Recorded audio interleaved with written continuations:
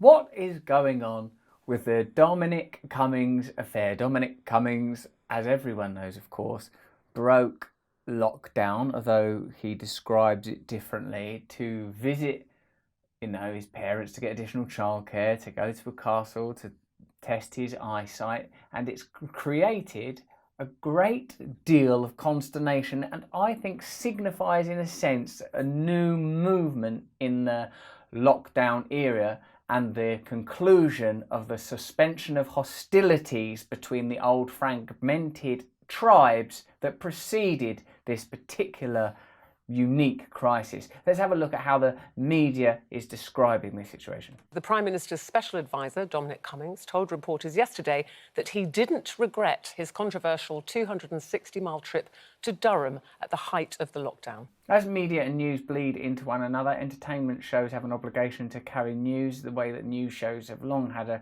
obligation to carry entertainment. That's how we see these This Morning presenters, who both of whom are lovely human beings, I mean that actually, talking about a news story because it's become of such huge public interest. Did you see that Brexit film in which Benedict Cumberbatch plays Dominic Cummings? Have to hack the political system. Hack it. I'm talking about altering the matrix of politics. If you want someone to become a figure of loathing, don't have Benedict Cumberbatch play them, because Benedict Cumberbatch will play those people like they are smart, intelligent, sympathetic and interesting individuals. And if you watch that Brexit film, and I recommend you do, it's very interesting, what you learn about Dominic Cumberbatch Dominic Cumberbatch, the hybrid creature created. I mean, that guy I'm going to vote for.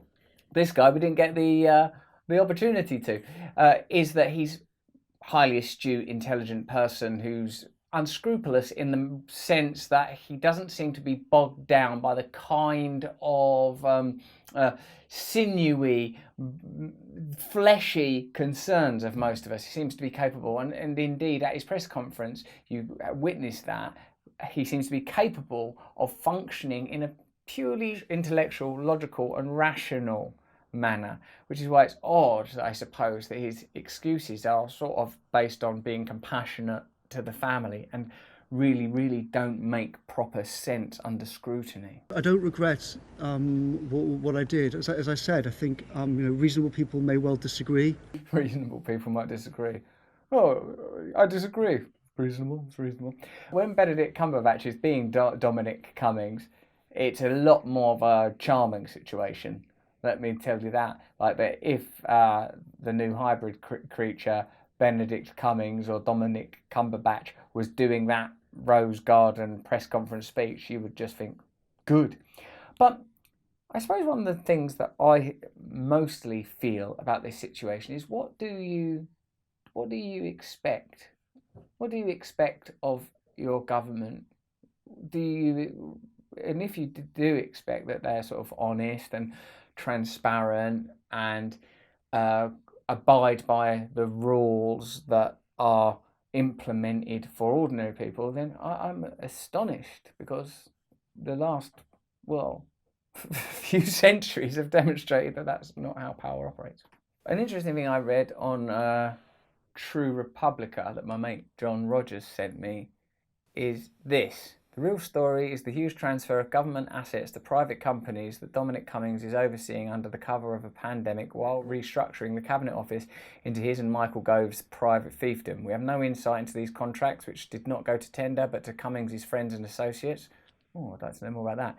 Including a massive transfer of our most private, intimate NHS data. The privatization of essential state functions is happening in real time, almost in complete darkness. Cummings made absolutely clear his conditions for working in government were smashing civil service and rebuilding in his image, creating a British APRA, an AI-driven research facility. So that sounds pretty important, even though symbolically what's happened is a sort of very vivid demonstration of hypocrisy, which British people, and I suppose no people, like. I do understand why people feel such indignation about the whole business and the pain of the whole business of the lockdown. But I really also think that what they want now is for us to focus on them and their needs rather than on a political ding-dong about what one advisor may or may not have done. He's got a great facility for language. He's always had a great facility for language. He's a beautiful communicator, Boris Johnson. Well, is there something to be said? Is there something significant in the fact that this time has produced these leaders who are like Trump and Johnson, notably, that are populist but somehow excruciatingly elitist, cruel in policy but somehow oddly delightful on camera? What is happening? What is this peculiar time? How deep does this run? I look at Boris Johnson now and I think, I try to feel his humanity. He does look a bit beleaguered. He's got a new baby, hasn't he, with his current partner. He's just had coronavirus. I wonder what it's actually like. He's a human being like you and me, isn't he? So what does it actually feel like inside there to be looking out, to be experiencing these things, to be under that amount of pressure, to be making those decisions, to be feeling the weight of your allegiances, policies and beliefs lived out?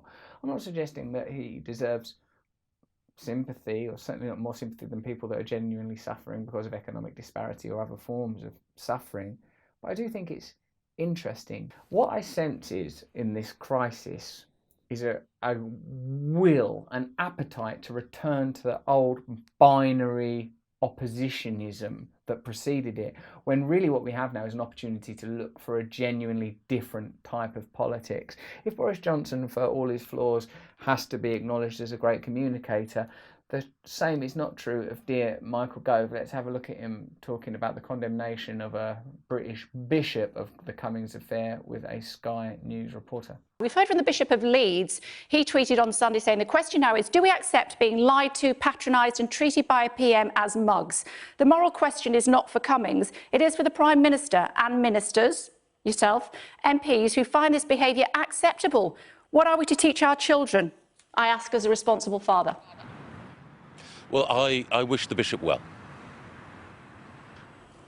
I like that he distilled his response into "I wish the bishop well." People talk a lot, of course, about elitism and privilege, and that kind of response, I suppose, is the stance of power that doesn't believe it needs to yield to the interrogation of the media. But then, you know, this is Sky News. Do you think the solution to the world's problems are going to come from the direction of Sky News? Or where are you watching this on? Instagram, that's owned by Facebook? Or are you watching it on YouTube, owned by Google? Where is the solution going to come from? It's going to come from elsewhere. Is that all you want to say to him? I wish him well. I wish him well. He seems to genuinely wish him well. I suppose my position is this. There's no point condemning Boris Johnson and Dominic Cummings from the perspective of wishing things were slightly different. The kind of differences that were exemplified by the kind of political tittle-tattle that preceded the corona crisis. If this crisis has meant anything, it's an opportunity to review the way we regard power, what our expectations are of power. We can't simply resume the old kind of, I don't like those kind of people, I would like it to be these kind of people, which should move that way, it should move that way. Some things that have been revealed by this peculiar time include that homelessness, for example, can be resolved overnight. No homelessness. Everyone, right, well, hey, why don't we just put homeless people in hotels? Oh yeah, well, we could have done that all along. Why don't we house people as a matter of course?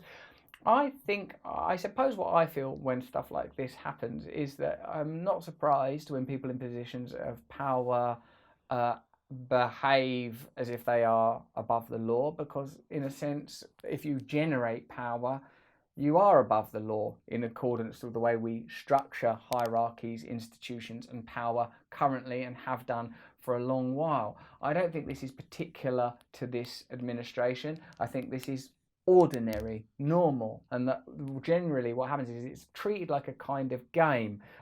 You got caught out, you made a mistake, now we can get you on the basis of that mistake.